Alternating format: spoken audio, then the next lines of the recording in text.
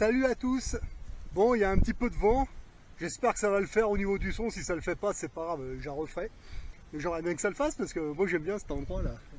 Joli le glacier, hein. Ouais, même si je trouve qu'il recule vite, mais bon, tant pis, c'est pas grave.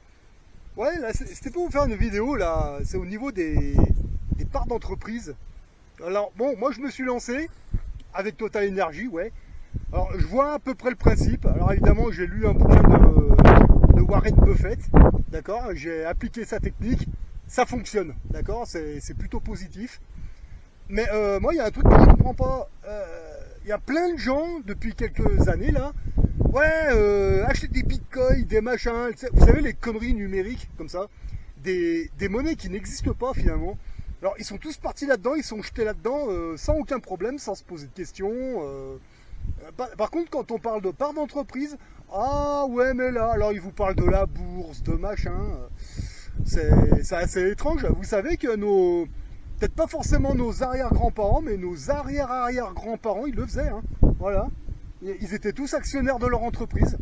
Donc, bon, moi j'ai su ça parce que c'était en fouillant dans les dossiers, dans le grenier de ma grand-mère. Et c'est comme ça que j'ai su que mon arrière-grand-mère, eh ben, elle était couturière, quoi. J'avais retrouvé c'était un espèce de papier, c'était marqué actionnaire. Et bon, à l'époque, c'était pas comme avec Internet comme aujourd'hui. À l'époque, quand ils travaillaient, à la fin du mois ou au début du mois, je sais pas comment ils étaient organisés, bah, ils montaient voir c'était pas forcément le patron, c'était peut-être je sais pas, c'était le trésorier ou je sais pas qui. Et ça se faisait directement à l'usine. Hein.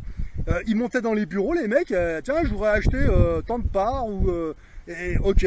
Et ils disaient un coup de tampon, tac, et c'était directement à l'usine. Hein. Voilà.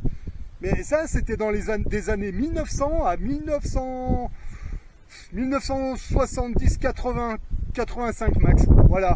Et après, tout s'est arrêté. Bah oui, les boomers sont arrivés, puis ils l'ont pas fait. Ils en avaient rien à foutre. Ouais, mais c'est toujours d'actualité. Alors, moi, il y a un truc que je comprends pas, c'est pourquoi les gens, ils flippent d'acheter des parts d'entreprise, alors qu'à la limite, c'est vachement... mais c'est carrément mieux, quoi. Mais par contre, ils foncent dans les bitcoins, des monnaies qui n'existent pas, c'est du vent, il n'y a aucune garantie.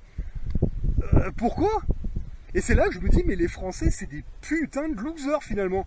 Dès qu'ils sentent qu'il y a un truc qui est pourri, qui va pas marcher, ils foncent tous dedans. Dès qu'il y a un truc qui paraît plus sérieux, oh oui, mais attends, tu sais, le grand-père, du frère, de la sœur, de la cousine de mon chien, il l'a fait, tatata.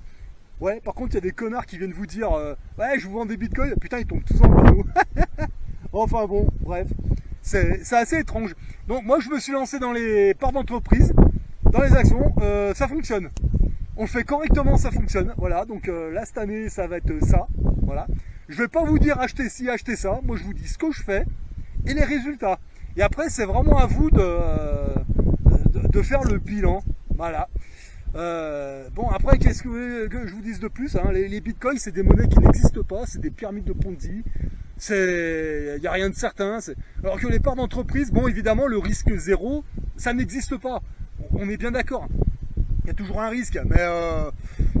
putain, honnêtement, entre les monnaies numériques et les parts d'entreprise, honnêtement, moi j'ai fait mon choix. Voilà, ça c'est clair et net. Bon, pour l'instant, ça se passe bien. Voilà. Cette année, je vais appuyer un peu plus sur le truc et on verra ce que ça donne l'été prochain. Voilà. Allez, sur ça, moi je vous souhaite de bonnes vacances pour ceux qui sont en vacances, bons investissements et à la prochaine.